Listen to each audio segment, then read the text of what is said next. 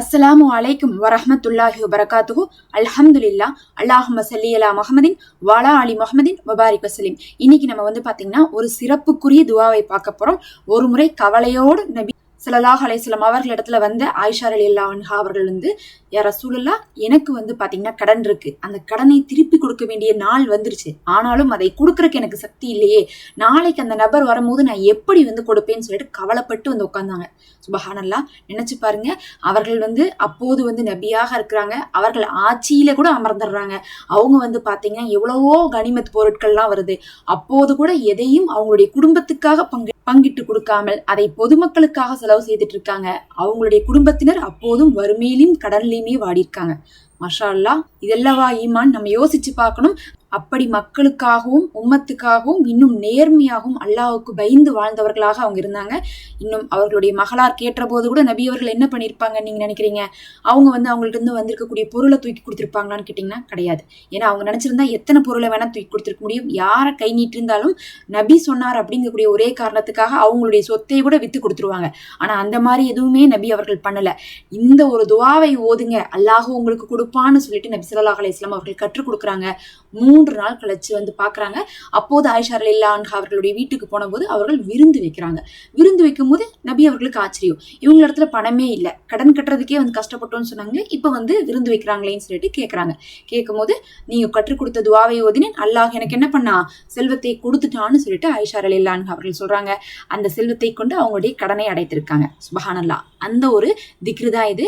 அல்லாஹும்ம ரப்ப ஸமாவாதி சபிஹி வ ரப்பல் அர்லி வ ரப்பல் அர்ஷில் அலீம் வரப்ப குல்லி ஷையின் ஃபாலிகல் ஹப்பி வன்னவா வ முஞ்சில தௌராத்தி வல் இஞ்சிலி வல் ஃபுர்கான் ஊதிபிக்க மின் ஷர்ரி குல்லி ஷையின் அந்த ஆஹிதுன் பினாசியத்திஹா அல்லாஹும்ம அந்த அவ்வலுல் ஃபலைஸ கப்லக்க செய்உன் வ அந்த லாஹிரு ஃபலைஸ பஹ்தக செய்உன் வ அந்த லாஹிரு ஃபலைஸ ஃபௌகக செய்உன் வ அந்த பாத்தினு ஃபலைஸ தூனக செய்உன் இக்லி அன்னத்தைன வ அக்னினா மினல் ஃபக்ரு.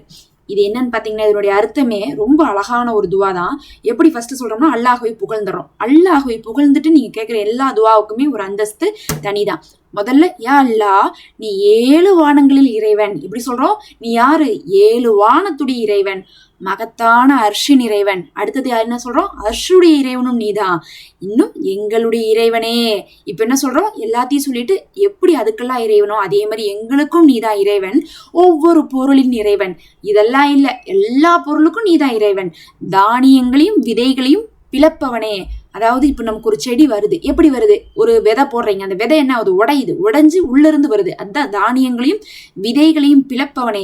தௌராத் இஞ்சில் ஃபுர்கான் குர்ஆன் இறக்கியவனே. அதாவது நமக்கு 4 வேதங்கள் இருக்கு. தௌராத் இஞ்சில் ஃபுர்கான். ஃபுர்கானுங்கிறது தான் குர்ஆன். குர்ஆனுடைய இன்னொரு பேர் அது. குர்ஆனை இறக்கியவனே, எவற்றின் முன்னெற்றி முடியை நீ பிடிச்சிருக்கியோ அந்த ஒவ்வொரு பொருளின் தீங்கை விட்டு எங்களுக்கு பாதுகாப்பு கொடு அப்படின்னு நம்ம கேட்கிறோம். அதாவது என்ன அர்த்தம்னா, எல்லாத்துடைய அதிகாரம் உங்ககிட்ட தான் இருக்கு. எல்லாம்னா எல்லாமே, எல்லாத்துடைய முன்னெற்றி உங்க கையில தான் இருக்கு. அதனால அதனுடைய கண்ட்ரோல் உங்ககிட்ட இருக்கிறதுனால அதுல இருந்து எங்களை பாதுகாத்துரு. யா அல்லாஹ், நீயே முதலானவன், உனக்கு முன்னால் எதுவும் இல்லை, நீயே இறுதியானவன், உனக்கு பின்னால் எதுவும் இல்லை. அதாவது அல்லாஹ் தான் ஃபர்ஸ்ட், அல்லாஹ் தான் லாஸ்ட். இதுக்கு நடுவுல தான் நம்ம எல்லாம் நினைச்சிருவோம். நீயே வெளிப்படையானவன், உனக்கு மேலாக எதுவும் இல்லை. அதாவது அல்லாஹ் தான் வெளிப்படையானவன், அதுக்கு மேல ஒண்ணு இல்லை. நீயே மறைவானவன், உனக்கு அப்பால் எதுவும் இல்லை. எங்கள் கடனை தீர்த்து வைப்பாயாக, வறுமையிலிருந்து எங்களை விடுவித்து செல்வந்தராக்குவாயாகன்னு சொல்லிட்டு சஹீஹுல் முஸ்லீம்ல இந்த ஒரு துவா வந்திருக்கு. எவ்வளவு அழகா இருக்கு, நீங்களே பாருங்க, எவ்வளவு அழகான வார்த்தை. ஃபர்ஸ்ட் அவனுடைய படைப்புகளை எல்லாம் சொல்லி அதுக்கெல்லாம் நீ இறைவன் சொல்றோம். அதுக்கப்புறம் என்ன சொல்றோம்? அவனுடைய தன்மையை சொல்றோம். அதாவது உனக்கு மேல ஒண்ணுமில்ல, கீழே ஒண்ணுமில்ல, உனக்கு தெரியாத ஒண்ணுமில்ல, உனக்கு தெரிஞ்சதா எல்லாம் அப்படின்னு அவனுடைய தனியான ஒரு சிஃபத்தை சொல்றோம். கடைசியா வறுமையை போக்கு, கடனை தீர்த்துருன்னு சொல்லிட்டு நம்ம கேட்கிறோம். இந்த துவாவை தான் அவங்க ஓதி வந்திருக்காங்க. இதை நீங்க எந்த நேரம் வேணா ஓதலாம், எவ்வளவு வேணா ஓதலாம், அதிகமாக ஓதிவாங்க. கண்டிப்பாக உங்களுக்கு அல்லாஹுடைய கிருபையை கொண்டு கடன் அடைக்கப்படும். ஆமீன் யா ரப்பல் ஆலமீன். நம்ம சேனல்ல மெம்பர்ஷிப் இருக்கு, ஹதியாவாக ஜாயின் பண்ணிக்கோங்க. அஸ்ஸலாமு அலைக்கும்.